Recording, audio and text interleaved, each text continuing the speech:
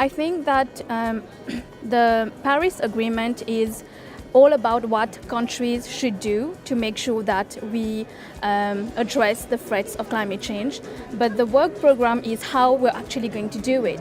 And I think that what's the most important points that need to be addressed, and I think the biggest challenge that negotiators are going to have relate to issues like carbon trading, emissions target, and also like a big issue, the climate finance.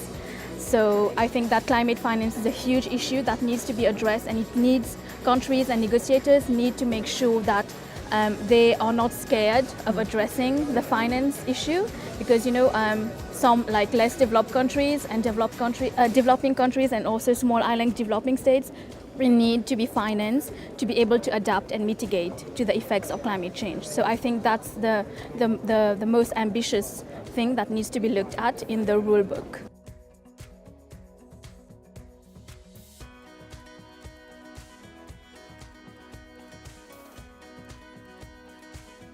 Okay, so at the University of Mauritius, as I'm a lecturer in law, and the Paris Agreement, it's the law, the legal enforcement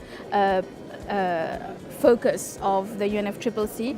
So if you remember, there's one very important quote by Nelson Mandela, and he said that education is the most powerful tool that you can use to change the world. So through education, we're trying to raise awareness. We're trying to lobby for the government to actually enforce the provisions of the Paris Agreement, and we're doing that by trying to meet and engage with government, to organize stakeholder dialogues with the government, and like lobby and try to tell them that we need to enforce the Paris Agreement. We need to make sure that that the national legislation reflects what is in the Paris Agreement. So you just cannot sign and ratify an agreement and just leave it somewhere to look pretty, but you need national legislation to actually implement the provisions of a Paris Agreement. So we're using education as a powerful tool to actually bring forward the legislation, the robust legislation that we need in Mauritius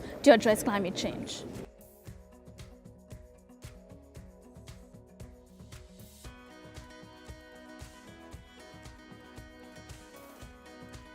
So I think one problem that I'm seeing with the nationally determined contributions is that many people, like civil society, don't actually know what is happening. And at our level, I think that I also work for NGOs back in Mauritius.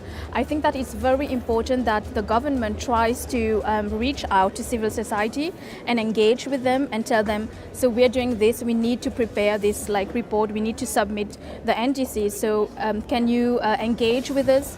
And I think there needs to be more awareness around the NDCs, so that also other parties, the private sector, the civil society, they can engage and bring their contributions. So I think that the main aim of civil society in this regard should be to try to engage with governments, with state parties, and try to bring their own ideas, suggestions to what should be included in these NDCs. So yeah. I think that's the main ambition.